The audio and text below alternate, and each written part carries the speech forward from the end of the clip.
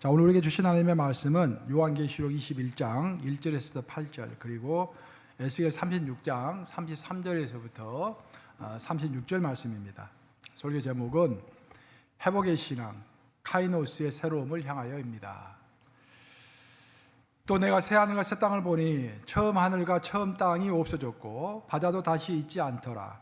또 내가 보매 거룩한 성 새 예루살렘이 하나님께로부터 하늘에서 내려오니 그 준비한 것이 신부가 남편을 위하여 단장한 것 같더라. 내가 들으니 보좌에서 큰 음성이 나서 이르되 보라, 하나님의 장막이 사람들과 함께 있음에 하나님이 그들과 함께 계시리니 그들은 하나님의 백성이 되고 하나님은 친히 그들과 함께 계셔서 모든 눈물을 그 눈에서 닦아주시니 다시는 사망이 없고 애통하는 것이나 곡하는 것이나 아픈 것이 다시 있지 아니하리니 처음 것들이 다 지나갔음이러라. 몸이 아프신 분들은 방금 읽은 요한계시록 21장 4절 말씀을 주장하세요. 하나님이 함께 계시는, 내가 지금 천국을 누리는 거 아니겠습니까? 하나님의 약속에 따르면은 내가 천국에 가면은 다시는 아픔이 없다고 했는데 그 아픔 없는 기적을 지금 베풀어 주옵소서라고 기도하시면 됩니다. 5절, 보좌에 앉으시니가 이르되 보라, 내가 만물을 새롭게 하노라 하시고 또 이르시되 이 말은 신실하고 참되니 기록하라 하시고 또 내게 말씀하시되 이루었도다. 나는 알파요 오메가요 처음과 마지막이라. 내가 생명수 샘물을 목마른 자에게 값없이 주리니 이기는 자는 이것들을 상속으로 받으리라. 나는 그의 하나님이 되고 그는 내 아들이 되리라.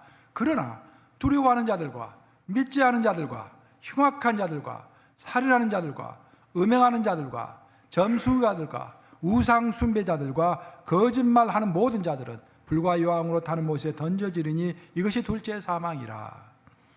주 여호와께서 이같이 말씀하셨느니라. 내가 너희를 모든 죄악에서 청결하게 하는 날에 성읍들에 사람들이 거주하게 하며 황폐한 것이 건축되게 할 것인즉 전에는 지나가는 자의 눈에 황폐하게 보이던 그 황폐한 땅이 장차 경작이 될지라. 35절 6절을 합독합니다. 시작. 사람이 이르기를 이 땅이 황폐하더니 이제는 에덴 동산같이 되었고 황량하고 적막하고 무너진 성읍들에 성벽과 주민이 있다 하리니 너희 사방에 남은 이방 사람이 나 여호와가 무너진 곳을 건축하며 황폐한 자리에 심은 줄을 알리라. 나 여호와가 말했으니 이루리라. 살아계신 하나님의 말씀입니다. 오늘 저는 여러분과 더불어서 회복이라는 주제로 가지고 하나님의 말씀을 전하고자 합니다. 우리가 자꾸 넘어지죠. 넘어지면 그걸로 끝나는 것이 아니라 다시 회복을 하죠. 어떻게 해서 우리가 회복하는 것인가, 이제 그런 은혜를 함께 나누고자 하는 것입니다. 성경은 한마디로 이야기하면 회복에 관해서 설명하고 있는 책입니다. 원래 하나님께서는 아담과 이브를 하와와 아담을 지으시고 함께 교제하기를 원했지만 아담과 하와가 죄를 범함으로 인해서 하나님과 그 아담과 하와 사이에 간격이 생긴 것입니다. 관계에 간격이 생긴 것이죠. 그 간격을 우리 예수님께서 이 땅에 오심으로써 그 간격을 다시 메꾸어 주셨습니다. 관계를 회복시켜 주신 것이죠. 우리가 성경에 나오는 첫 번째 책인 창세기를 읽어보면 인간은 원래 그 아주 완벽한 땅인 에덴 동산에 있었습니다. 하지만 죄가 들어오면서 그 에덴 동산에서 쫓겨난 인간은 다시는 그 에덴 동산으로 돌아갈 수가 없었습니다. 근데 놀랍게도 성경의 맨 마지막 책인 요한계시록을 보면은 우리가 잃어버렸던 또 로스트 패러다이스, 신라곤 잃어버렸던 그 에덴 동산이 새 예루살렘으로 회복되어서 하늘로부터 땅으로 내려오는 것입니다. 에덴 동산이 회복되는 것이죠. 또한 우리가 성경 창세기를 읽어보면 인간이 최초에 하나님으로부터 누렸던 것들이 참 많았습니다. 생명나무도 누릴 수 있었고 그게는 아픔도 없었고 슬픔도 없었습니다. 원래 그것이 인간의 모습이었습니다. 하지만 죄로 인해서 그 모든 것들 로스트 패러다이스, 신라곤 했는데 나중에는 하나님께서 그것을 새 예루살렘에서 다시 회복시켜 주시는 복락원의 은혜를 주시는 것입니다. 이것은 성경에 나와 있는 큰 맹다기 뿐만 아니라 우리의 개인의 삶에서도 마찬가지입니다. 우리는 매일 예수님을 닮아감으로 하나님이 원하시는 모습으로 점차 회복되어 가고 있는 과정 가운데 있는 것입니다. 본문에서 하나님은 이런 놀라운 선포를 하십니다. 요한계시록 21장 5절 말씀 함께 같이 읽어보겠습니다. 시작. 보좌에 앉으신 이가 이르시되 보라 내가 만물을 새롭게 하노라 하시고 또 이르시되 이 말은 신실하고 참되니 기록하라 하시고. 성경을 읽어보면은 여기서 내가 만물을 새롭게 한다라고 했을 때 새롭게는 카이노스라는 언어로 표현되어 있습니다. 헬라어에서 새롭다라는 것은 두 개의 단어로 나오는데 미노스와 카이노스가 있습니다. 그래서 우리가 이제 성경을 쭉 읽어보면 어떨 때는 미노스로 나오고 어떨 때는 카이노스로 나와요. 그걸 잘 구분해서 읽으셔야 돼요. 미노스는 겉만 변하는 것입니다. 반면에 카이노스는 근본이 그 중심에서부터 변하는 것을 카이노스라고 하는 것입니다. 하나님이 우리에게 대해 회복을 가르쳐 주실 때 말씀하시는 회복은 미노스의 회복이 아니라 카이노스의 회복인 것입니다. 제가 요즘뿐만 아니라 저는 이제 저녁을 먹기 전 아니면 저녁 먹은 후에 이 동네를 삥 돕니다. 이 동네 사람들 이제 내가 산책할 시간에 또 많은 사람들이 산책을 해요. 그래서 친구가 많이 생겼어요. 그래서 헬로하고 인사하고. 근데 이제 보통 1시간 정도 돌아요, 이렇게 삥. 근데 최근에 이 근방의 마을에 집이 3채가 새로 지어졌습니다. 다 내가 알고 있어요. 어디에 집이 새로 생겼는지. 그 집들이 그 전에는 1층짜리 굉장히 허름한 집들이었어요. 이 플랜뷰에 가요. 집들이 오래된 집들이 많습니다. 그 1층, 요즘은 보통 집들이 전부 2층이잖아요. 2층 내지 3층인데 거의 1층짜리 집들이 많아요, 이게. 그리고 거기에는 이제 할머니, 할아버지 살고 계셔. 90 정도 되신 게. 그래가지고 이제 살다가 돌아가시면은 이제 그게 매매가 되는 거예요. 그러면은 그 집을 매매한 사람이 아예 그냥 싹 무너뜨리고 땅 파기부터 시작해가지고 새롭게 집을 짓는 것입니다. 야, 그 집이 새롭게 지어지는 모습을 보면은 저 놀랍습니다. 요즘은 집을 멋있게 지어요. 야, 이렇게 새 집이 되는 곳이구나. 그것이 뭐다? 카이노스의 새로움인 거예요. 보통 사람들이 집을 팔 때는 어떻게 팝니까? 페인트 칠하고 레노베이션 해가지고 부엌 같은 거 좀 고치고 거실 고치고 해서 매매를 하죠. 그래서 무슨 새로움이다? 미노스의 새로움인 거예요. 그래서 미노스의 새로움. 근데 성경에서 말하는 방금 내가 만물을 새롭게 하노라 라는 말씀은 카이노스의 새로움인 것입니다. 그래서 오늘 설교 제목이 뭡니까, 여러분? 회복의 신앙. 따라서 해보세요. 회복의 신앙. 카이노스의 새로움을 향하여. 머릿속에 딱 기억하시고 들으세요. 성경에 따르면 우리는 이미 카이노스의 새로움을 가진 사람들입니다. 앞으로 가질 사람들이 아니라 이미 우리는 카이노스의 새로움을 가졌다라고 성경은 이야기합니다. 고린도후서 5장 17절 암송하실 수 있는 분들 암송하시고 아니면은 보고 읽겠습니다. 시작. 그런즉 누구든지 그리스도 안에 있으면 새로운 피조물이라 이전 것은 지나갔으니 보라 새 것이 되었도다. 여기서 새로운 피조물 할 때 새로운이라는 말과 밑에 보면 새 것이라는 새 형용사죠. 이것은 모두 카이노스로 나와 있습니다. 우리가 예수님을 영접하고 세례를 받았을 때 이미 우리는 카이노스의 새로움을 받았다라는 거예요. 이미 받았다라는 것입니다. 하지만 우리의 새로움은 계속 유지가 되는 것이 아니라 아직도 우리는 이 땅에서 발을 딛고 살고 있기 때문에 우리의 새로움은 시간이 가면서 부패해지는 것입니다. 그래서 날로 새로워지는 것이 필요하게 되는 것입니다. 계속 새로워져야 합니다. 이렇게 계속 새로워지는 과정 가운데서 또다시 새로워지고 하는 과정 가운데서 필요한 것이 바로 회복인 것입니다. 사도 바울은 이미 예수님의 제자가 된 에베소 성도들 향하여 이런 놀라운 말씀을 했습니다. 에베소서 4장 22절에서부터 24절 말씀인데 한번 같이 읽어보겠습니다. 시작. 너희는 유혹의 욕심을 따라 썩어져가는 구습을 따르는 옛사람을 벗어버리고 오직 너희의 심령이 새롭게 되어 하나님을 따라 의와 진리의 거룩함으로 지으심을 받은 새 사람을 입어라. 자, 사도 바울은 고린도 성도들 향해서 너희는 이미 새 사람이 되었다. 그리스도 안에서 새로운 피조물이 되었다. 카이노스의 새로움을 이미 받았다라고 이야기했죠. 근데 이미 받은 사람들 향해서 또 무슨 말을 하냐면 너희는 다시 새로워져라 라고 이야기하고 있는 것입니다. 즉 우리의 새로움은 다시 무너지는 거예요. 이 땅에서 죄를 짓고 더러운 것들과 접촉하고 경쟁하고 질투하고 시기하고 아귀하면서 우리의 새로움이 무너져 버리는 것입니다. 그래서 사도 바울은 다시 새롭게 카노스의 새로움을 입으라라고 도전하는 것입니다. 인간은 묘하게 평화로울 때보다는 어려움과 도전 가운데 있을 때 오히려 결단하고 새로워지기가 쉽습니다. 보통 우리는 생각할 때, 야, 내가 이게 편할 때 새로워질 수 있겠다라는 생각을 할 수도 있겠지만 전혀 그렇지 않습니다. 여러분들이 평안하면은 많이 기도하지 않아요. 다윗의 인생을 보면은 다윗이 평생 다윗은 싸웠던 용사 아닙니까? 그래서 성전을 지을 수 없었지 않습니까? 성전을 짓고 싶었는데, 하나님을 위하여 성전을 짓고 싶었는데 하나님이 노했지 않습니까? 너는 평생 칼을 들고 싸웠던 용사이기 때문에, 피를 많이 흘린 사람이기 때문에 너는 안 된다. 너 아들이 성전을 지켜라 라고 하신 거 아니겠습니까? 그러니까 평생 싸우고 했었을 때는 다윗은 죄가 없었어요.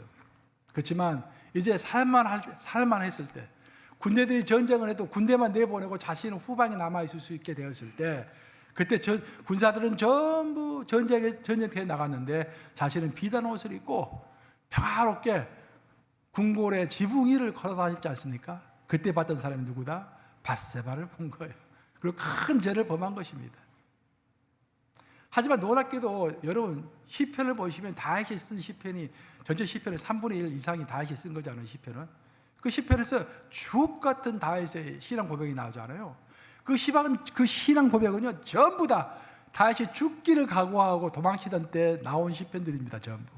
사울이 너 죽이겠다라고 쫓아올 때 광야에서 도망치고 이리 숨고 저리 숨고 하는 과정 가운데서 나온 신앙 고백이 그 주옥 같은 시편인 것입니다. 다시 정리를 하면은 우리의 결단, 우리가 새로워지는 것, 그것은 우리가 형통할 때, 평안할 때 이루어지는 것이 아니라 고통과 도전과 힘든 가운데서 우리가 새롭게 결단하게 된다라는 것입니다. 그러면 여러분의 인생에 어려움이 올 때 그때가 무엇입니까? 그때는 기회인 것입니다. 그때 기회인 거예요. 그래서 하나님 안에 있는 자는 어려울 때 무너지는 것이 아니라 어려워질 때 새로워지는 것입니다. 코로나 팬데믹이 일어났을 때 미국은 기축통화의 국가잖아요. 달러를 수없이 찍어냈죠. 헬리콥터 money라고 그러잖아요. 헬리콥터 타고 다니고 돈을 뿌리듯이 막 뿌렸지 않습니까? 그래서 크게 경제가 어려울 것이 없었습니다. 사실 코로나 기간 동안 미국 경제가 인플레이션이 약간 올라오긴 했지만 이게 미국의 특권입니다. 어려우면 돈 찍어내면 되는 거예요. 그럼 그 인플레이션은 미국만 감당하는 것이 아니라 전 세계 모든 나라들이 미국 달러를 갖고 있잖아요. 한국은행에 어마어마한 달러가 지금 있잖아요. 중국도 일본도 그러고 그 인플레이션을 다 나누어 갖는 거예요. 돈 쓰는 것은 미국 국민들이 쓰지만 그것이 미국의 특권입니다. 반면에 필리핀이나 멕시코나 그런 것들, 그리스나 적당하게 못 사는 나라들 있잖아요. 개발도상국이라고 그러죠. 그런 나라들이 힘든 거예요. 그런 나라들에서 미국처럼 막 달러를 자기 나라 화폐를 찍어내면은 금방 인플레이션이 1000%, 2000% 막 그렇게 올라가잖아요. 그럼 뱅크럽이 되는 겁니다, 나라가. 그러니까 경제가 어려워도 돈을 찍어내지는 못하는 것입니다. 그래서 코로나 팬데믹이 일어났을 때 많은 사람들이 예측하기를 이제 개발도상국들은 굉장히 힘들어질 것이다. 뱅크럽이 된 나라들도 많아질 것이고 잘 사는 나라와의 격차가 더 벌어질 것이다 라고 전부 예측을 한 거예요. 이제 뚜껑을 열어봤더니 정반대 현상이 났습니다. 오히려 개발도상국들의 경제가 아주 좋은 거예요. 뭐 아주 좋다고 할 수 없겠지만 생각했던 것보다도 훨씬 양호한 것입니다. 도대체 왜 이런 결과가 일어났는가? 그래서 월드뱅크에서 그걸 연구했습니다. 월드뱅크에서 연구해가지고 발표를 했는데 그 발표문을 읽어봤더니 이런 흥미로운 기사가 나왔어요. 나라가 어려우니까 그 나라의 국민들 중에서 해외에 나가서 돈을 벌고 있는 사람들이 있지 않습니까? 특히 필리핀은 뭘로 유명합니까? 가정부로 유명하죠. 홍콩이나 뭐 중동, 사우디아라비아 가정부들 전부 필리핀 사람들입니다. 그리고 네팔이나 그런 가난한 사람들도 중동에 가면은요, 건설업 할 때도 설계하는 사람이 있고 뭐 이렇게 감독하는 사람이 있고 하다 보면 제일 밑에서 일하는 사람 있잖아요. 전부 네팔이나 이렇게 동남아시아에서 온 사람들이에요. 그런 사람들 좀 힘들게 돈을 법니다. 이게.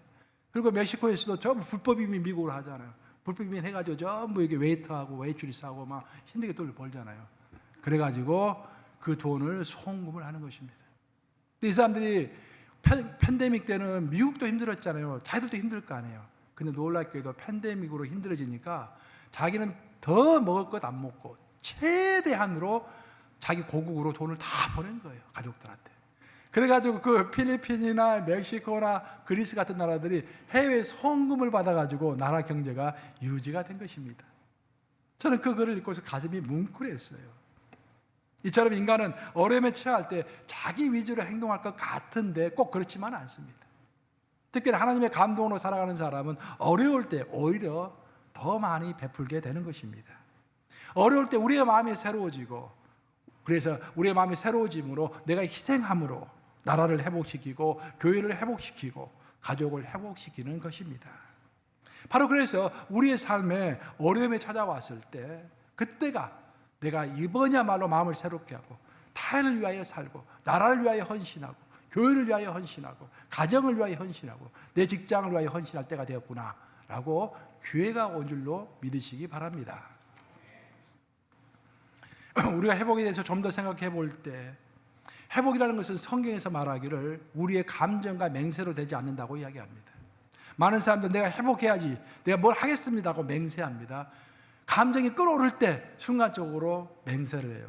나중에 많이 후회하죠.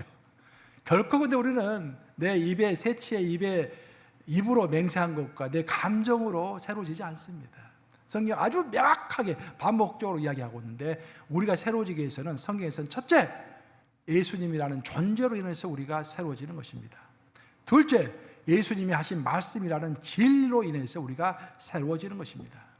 여러분, 진실로 카이노스의 새로움을 원하십니까? 많은 사람들은 미노스의 새로움으로 만족하는 경우가 많아요. 하지만 성경이 원하는 것은, 하나님이 원하는 것은 미노스의 새로움이 아닙니다. 미노스의 새로움은 오늘 새로워진 것처럼 보이지만 내일 다시 배반하는 것이 미노스의 새로움인 것입니다.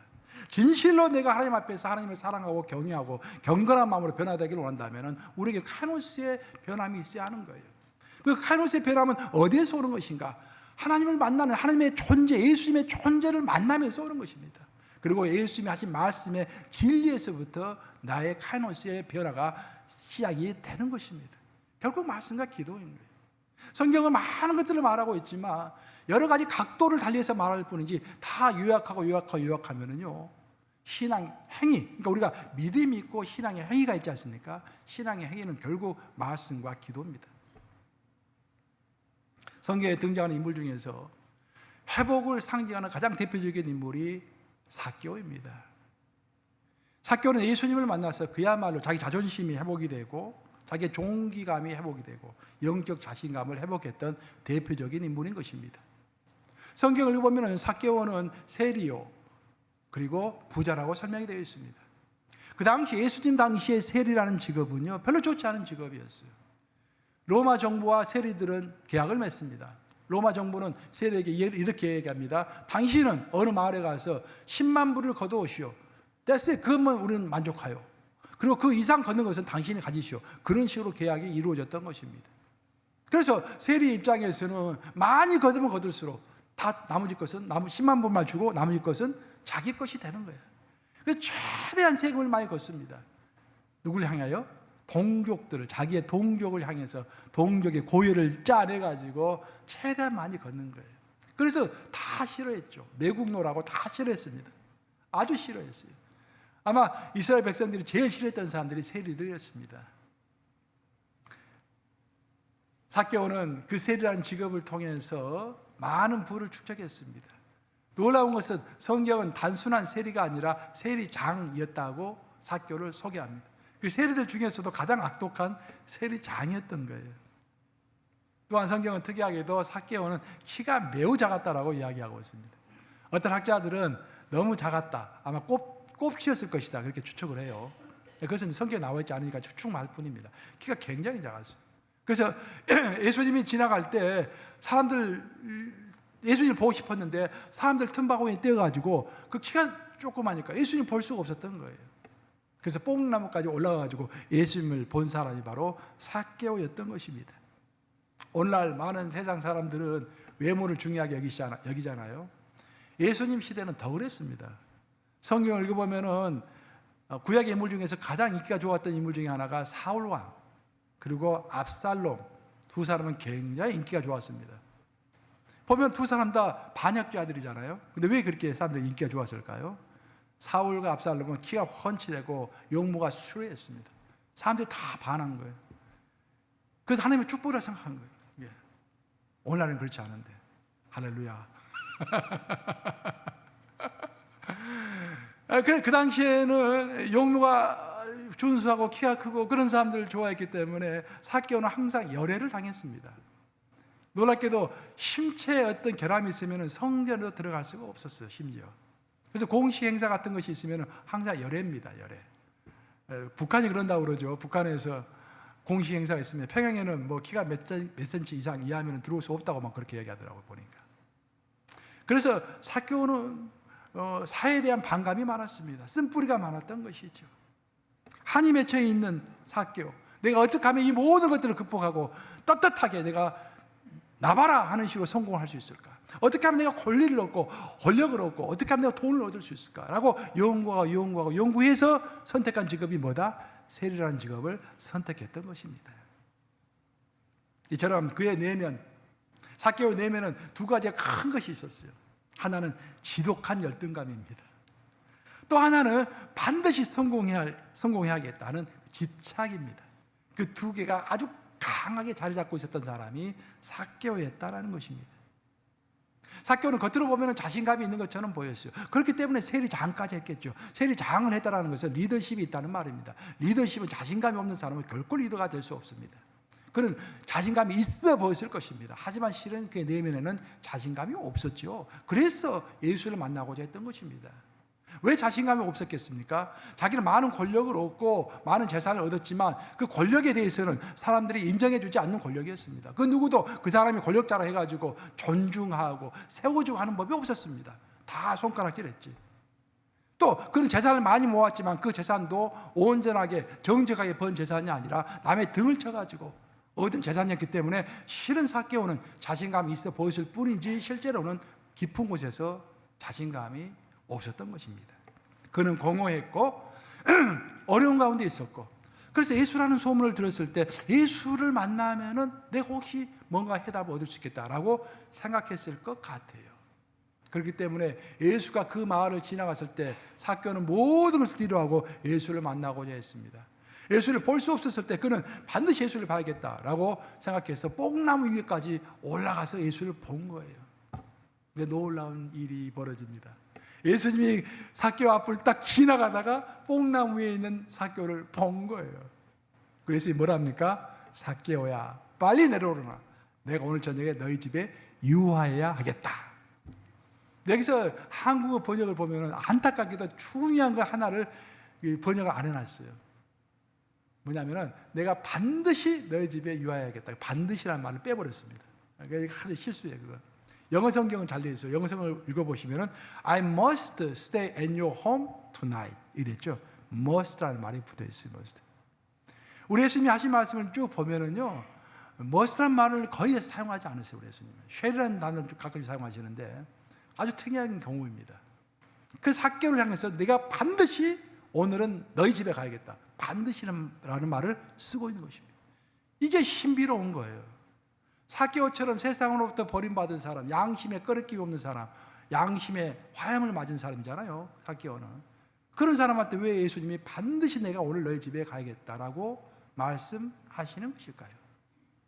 그것은 삭개오는 잃어버리되 아주 심하게 잃어버린 자였기 때문입니다.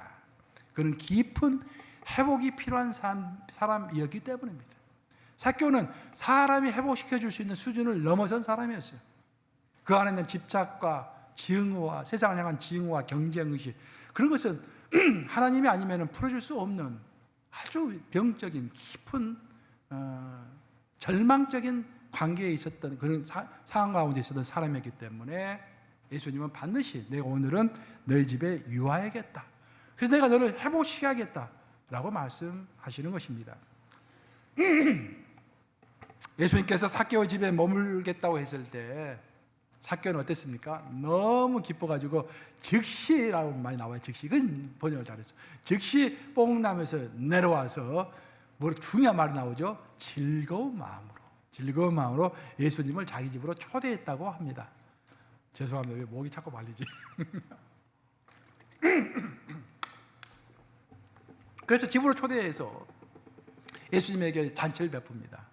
그래서 한참 식사를 하고 있는데 성경을 보면은 갑자기 식사 도중에 삭개오가 일어섰다라고 되어 있어요. 스탠드업 했다라고 되어 있어요. 예수님 앞에서 일어났다라고.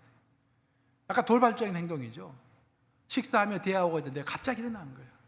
뭔가 마음에 어떤 움직임이 있었던 것이죠. 그리고 선포를 합니다. 주님, 내가 가진 이 많은 재산 중에서 절반을 딱 떼어가지고 가난한 자들에게 나눠주겠습니다 라고 선포해버린 것입니다. 그것은 예수님이 시킨 것도 아니었고 주변에 있던 사람들이 강요한 것도 아닙니다. 그는 그저 예수님이라는 존재를 만난 그 기쁨, 예수님이 해주신 그 말씀이라는 진리를 만난 그 기쁨 때문에 그 마음이 새로워졌어. 카이노스의 새로움이 그에게 찾아옴으로 인해서 자발적으로 자기 재산을 드리겠다고 말을 했던 것입니다. 저는 성경을 읽을 때 항상 마음에 부담이 됐던 것 중에 하나가 뭐냐면요, 청년 시절부터 너가 나를 따르려거든 너의 재산을 다 팔아서 가난한 자에게 주고 나를 따르라. 이 구절은요, 저만 고민했던 구절이 아니라 많은 성인들이 고민했던 구절입니다. 그래서 프란체스코는 예수님을 따를 때, 그 하나님을 따를 때 그 아버지가 반대했지 않습니까? 그 아버지 부자였잖아요. 포목상을 하는 부자였습니다. 그래서 그 재산을 아버지가 화가 나가지고 집 나가라 했을 때 나는 나의 모든 것을 가난한 자에게 주겠습니다 하고 다 주고 팬티까지 벗고 나갔잖아요. 팬티까지 딱 듣고 아버지한테 다 드리고 그냥 나갔잖아요. 알몸으로 그 신앙생활 했지 않습니까? 우리가 시험경을 진지하게 읽으면은 고민이 안 될 수가 없는 구절 중에 하나가 너의 소유를 팔아서 가난한 자에게 주어라라는 것들은 굉장히 도전적입니다. 근데 제가 어느 날 갑자기 깨닫게 되었어요. 이 말은 이 계명을 우리가 실천할 수 있는 길은요, 내가 결단한다고 해서 되는 것이 아닙니다. 결단하자면 나중에 곧 후회합니다. 하지만 우리가 삭개오처럼 내 마음이 카이노스의 새로움으로 새롭게 변화됐을 때 정말 예수를 만나서 기쁘고 예수의 말씀 때문에, 진리 때문에 내가 정말로 마음의 근본에서부터 기쁠 때 그 계명이 성취 가능해지는 것입니다. 그래서 결국 예수님께서 너의 재산을 팔아서 가난한 자에게 주어라라는 그 말은요, 다른 말로 하면은 너가 카이노스의 새로움을 받으라 그런 말이에요. 카이노스의 새로움을 받기 전까지는 목사도 되지 말고 장로도 되지 말라 그런 말입니다. 쉽게 얘기하면은 권사도 되지 말고 그런 감동이 있을 때만 하나님의 일을 한다고 나서라 그런 말을 하시는 거예요. 제가 젊은 시절에 유학을 오기 직전에 교회 직장에 사표를 내려고 그랬었는데 갑자기 그때 IMF가 터졌어요. 그래가지고 IMF 사태 때문에 명예퇴직이라는 것이 처음으로 생겼어요. 그때 명예퇴직이라는 말이. 그래서 우리 직장에서 명예퇴직을 하게 되어가지고 나는 생각지도 않고요. 원래 나는 그냥 나오려고 그랬었는데 명예퇴직금을 받아서 또 나오게 된 거예요. 그 돈을 받으니까 그때는 정말 지금도 그렇지만 뭐 하나님과의 관계를 이제 더 깊게 하고 이제 유학을 갈까 말까 하는 중이었기 때문에 얼마나 고민을 많이 했겠어요. 얼마나 기도를 많이 했겠습니까? 그런 관계에서 마음이 그때는 카이노스의 새로움을 이렇게 가득했던 것 같아요. 그래서 받은 금액을 뚝 떼어가지고 내가 사랑하는 분에게 보내고 또 그 당시에 내가 다니던 신앙 공동체에 시와 공단에서 일하시는 가난한 근로자들이 있었어요. 그 근로자들에게 이제 헌금을 좀 하고, 특별히 또 내가 이제 나를 어렸을 때부터 사랑해 주셨던 큰아버지, 큰어머니, 이모들, 고모들 다 찾아갔어요. 그리고 다 용돈을 뚝뚝 떼어서 드렸어요. 돌아서 생각해 보니까 내가 이 평생에 제일 잘한 것 중에 하나가 유학 오기 전에 정말 나를 사랑해 주셨던 친척 어른들을 찾아서 돈을 줬던 것들이 너무 잘한 것 같아요. 왜냐하면은 내가 한 30년 흘고 보니까요, 그분이 다 지금 돌아가셨어요. 딱 고모 한 분하고 이모 한 분만 남아 계세요. 우리 부모님하고 다 돌아가셨어요. 근데 그분들의 장례식에 내가 단 한 분도 참석할 수가 없었죠. 한 분도 그분들의 장례식에 참석하지 못했어요. 그게 마지막 사랑의 이별의 순간이 된 것입니다. 근데 그렇게 내가 카이노스의 새로움을 가지고 그 당시에 이렇게 헌금하고 베풀고 했지만요, 딱 막상 유학을 오니까 당장에 가스값도 걱정이 되고 렌트비도 걱정이 되고 그러면서 한때는 헌금한 것이 후회가 되는 거예요. 그때 내가 크게 깨달았습니다. 카이노스의 새로움이라는 것은 계속 지속되는 것이 아니라 오늘은 내가 가진 모든 것을 다 줄 것처럼 카이노스의 새로움으로 거듭나지만 내일은 또 내가 완전히 무너져가지고 후회할 수도 있겠구나. 이것이 신앙이구나. 그래서 매일 새로워지는 것이 필요하구나라는 것을 그때 깨달아 알게 된 것입니다. 삭개오는 예수님이라는 존재와 예수님께서 그의 집에서 해주셨던 그 말씀, 그 진리로 인해서 카이노스의 새로움을 얻게 된 다음에 너무 기뻐가지고 자기의 재산을 나누었습니다. 이것이 회복된 자의 정상적인 모습인 것입니다. 예수님을 만나서 예수님의 말씀을 들었을 때 그는 그토록 세상에 대해서 가졌던 미워하는 감정들, 세상을 투쟁의 대상으로 보았던 그의 마음이 바뀐 것입니다. 세상을 더 이상 투쟁의 대상으로 보지 않고 애정의 대상으로, 연민의 대상으로 세상을 바라보게 된 것입니다. 이렇게 예수라는 존재와 예수님의 말씀이라는 진리로 정복된 자가 바로 진실로 회복된 자인 것입니다. 그래서 우리는 이런 것을 추구하면서 신앙생활을 해야 할 줄로 믿습니다. 주님, 나를 카이노스의 새로움으로 새롭게 해 주옵소서. 예수님이라는 존재와 예수님의 말씀의 그 진리로 나를 새롭게 해 주셔서 세상을 볼 때 세상을 경쟁 대상으로 보지 아니하고 세상을 애정의 대상으로, 연민의 대상으로 보게 해 주옵소서. 내 눈을 바꿔주시고 내 마음을 바꿔주시고 내 목표를 바꿔주시고 나의 영혼도 주님께서 바꿔주시옵소서. 회복은 감정이나 맹세로 결코 되는 것이 아닙니다. 성경에 따르면 회복이라는 것은 만남과 들음으로 되는 것이 회복이라고 성경은 말하고 있는 것입니다.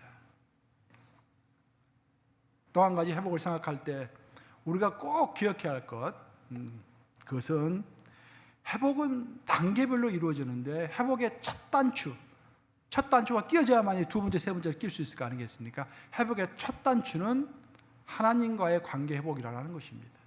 왜 그게 중요하냐면요, 회복은 내가 하는 게 아닙니다. 아까 그랬죠. 회복은 맹세로 되는 것이 아니라고 그랬죠. 감정으로 되는 것도 아닙니다. 회복은 하나님이 시키시는 것입니다. 그런데 내가 진정으로 회복되기를 원하고 근본적으로부터 카이노스의 새로움을 받고 싶으면요, 먼저 하나님과의 관계가 회복돼야 돼요. 그러면 그 다음부터는 하나님이 나를 회복시키시는 것입니다.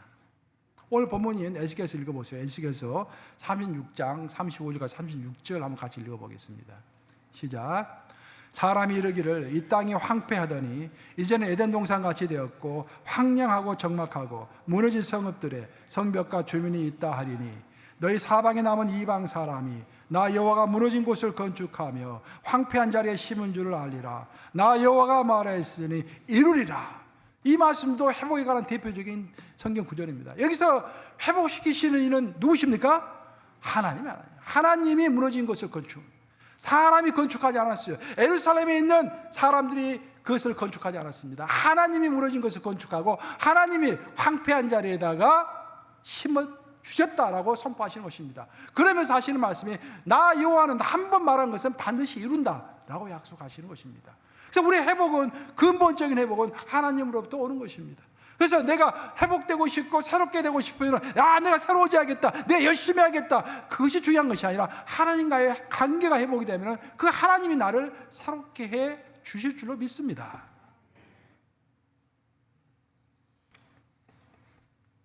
요즘에 2024년 되니까 11월 달 미국 대통령 선거 때문에 미국이 온통 들썩들썩합니다 지금.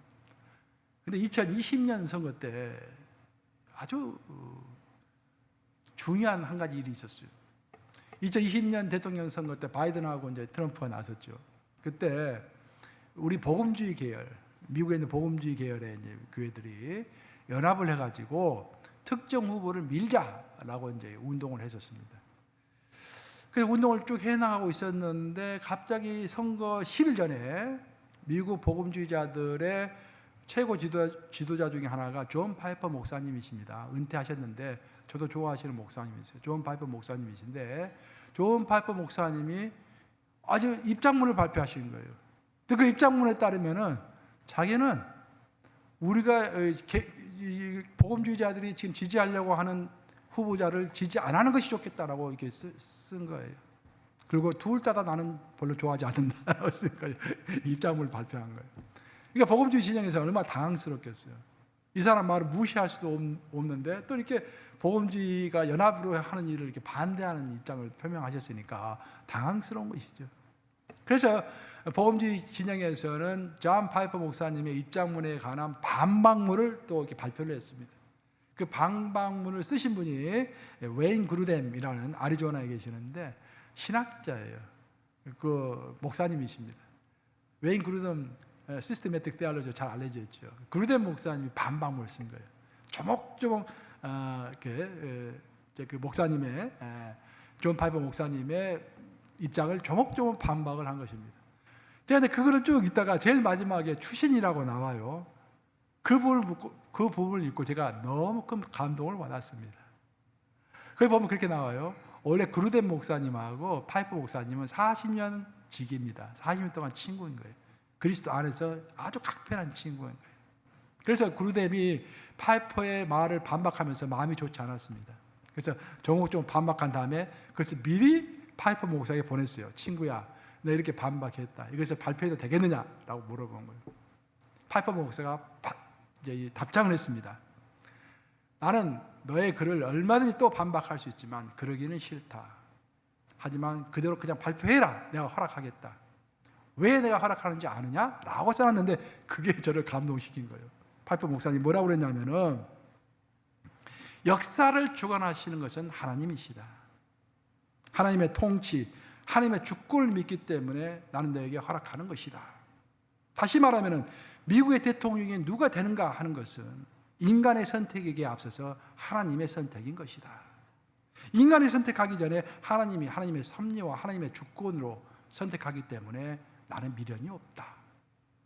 바로 이것이 바로 하나님의 주권을 인정하는 겸손한 자세죠. 큰 감동받았습니다. 제가. 역시 파이퍼 목사님이시구나. 이처럼 회복과 화해는요, 하나님의 주권을 인정하는 것에서부터 서로가 화해가 시작되고요, 하나님의 주권을 인정하는 것에서부터 나의 회복이 시작될 줄로 믿습니다. 이제 말씀 마무리합니다. 어떤 인간관계 전문가 데일 카네기 아시죠? 데일 카네기. 세상 사람들이 많이 읽는 책. 데일 카네기 인간관계론이라는 책을 읽어보면 이런 구절이 나옵니다. 자기 자신을 꽤 괜찮은 사람이라고 생각하는 것만큼 인생에 도움이 되는 것도 드물다. 즉 자기 자신을 긍정적으로 생각하면 그 사람은 사회생활을 할 때 성공할 확률이 높아진다, 그런 말이에요.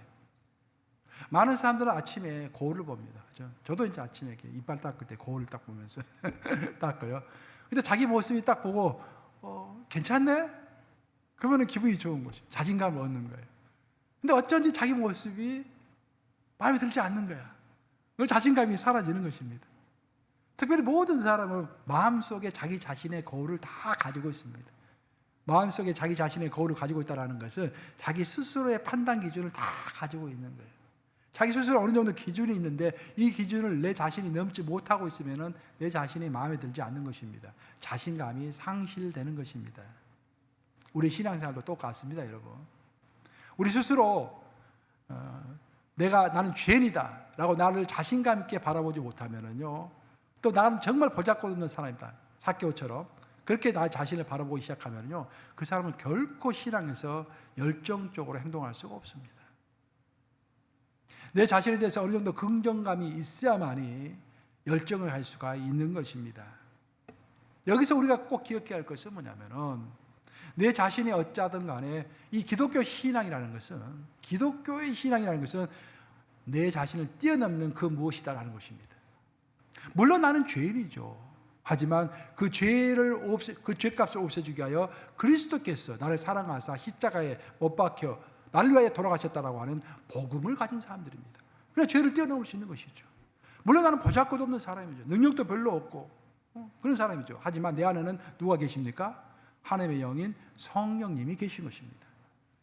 그러고 보면 내 자신에 대해서 자신감을 가지지 않을 이유가 없어지는 것입니다. 바로 이런 사실이 우리에게 큰 희망을 주는데, 그것은 뭐냐면은 하나님은 나의 어떠함에도 불구하고 나를 고쳐서 회복시켜서 사용하실 수 있는 분이다라는 확신을 얻게 되는 것입니다. 우리가 웃을 수 있는 이유는 뭐냐면, 지금 당장 내 몸이 아프고 사업이 무너지고 어려워도 웃을 수 있는 이유는 뭐냐면은 나는 하나님이 회복시킬 수 있는 그런 사람이다라는 희망이 있기 때문입니다. 하나님은 나를 고치십니다. 나를 회복시키십니다. 그리고 사용하시는 거예요. 인생을 살아갈 때 최고의 영광이 뭐겠습니까, 여러분? 우리 기독인의 최고의 영광은요, 하나님이 나를 사용해 주시는 것입니다. 하나님 나를 사용해 주시는 것이 최고의 영광인 거예요. 근데 하나님은 나를 사용하시기 전에 반드시 나를 먼저 고치십니다. 나에게 먼저 자신감을 주십니다. 하나님은 여호와 하나님은 기드온을 불렀습니다. 기드온아, 너가 나가서 장군이 되어서 싸워라. 기드온이 뭐라 합니까? 어이구 하나님, 우리 집안은 제일 꼬치 집안이고 그 집안 중에서 나는 제일 막내입니다. 제일 꼬라비의 꼬라비입니다. 내가 뭘 합니까? 자존감이 없는 거예요. 하나님 뭐라고 하셨습니까? 아니다, 너는 큰 용사다 라고 말씀하시죠. 그의 자존감을 바꿔주시죠. 그를 회복시키시는 것입니다. 그 다음에 기드온을 장군으로 사용하시는 것입니다. 인생은 짧습니다. 이 물같이 흐르는 짧은 시간을 힘차게 끌어당겨서 정말 기적을 만들어낼 수 있는 첫 출발은 영적 자신감의 회복인 것입니다. 나는 참 진리 안에 있다. 내가 하는 일은 그 진리에 의한, 그 진리를 위한 그러한 일이다라는 자신감 말입니다. 모든 자신감은 하나님의 주권을 인정하는 것에서부터 시작을 하는 것입니다. 하나님의 주권을 인정한다는 것은 원래 하나님과 나 사이에 있었던 계약 관계로 돌아간다는 그런 이야기예요. 원래 하나님과 나 사이에는 계약이 있었습니다. 하나님은 내 아버지시요 지금부터 내 인생의 주인입니다. 그리고 나는 지금부터 하나님의 자녀요 하나님의 종입니다 라고 그런 계약을 맺은 거예요. 그렇죠? 그리고 신앙생활을 시작했습니다. 근데 지금은 그 계약을 잊어버리고 내가 마치 주인인 것처럼, 내 인생의 주인인 것처럼 행동하고 있지 않습니까? 그걸 다시 한번 돌아보면서 하나님, 내가 잘못했습니다. 돌아서 생각해 보니까 하나님이 주인이십니다. 원래 계약상도 돌아갑니다. 내 주인이 되어주세요. 이렇게 하나님의 주권을 인정할 때 그때 하나님이 내 인생을 받으셔가지고 나를 변화시키고 나를 큰 용사로 만드시고 나를 사용하실 줄로 믿습니다. 명심하시면서 카이노스의 새로움, 이것은 한 번으로 끝나는 것이 아니라 매일 새로워지는 것이다 라는 기억하시고 오늘 또 내일 또다시 카이노스의 새로움으로 시작하시는 여러분들 되시기를 우리 주님의 이름으로 축원합니다. 기도하시겠습니다.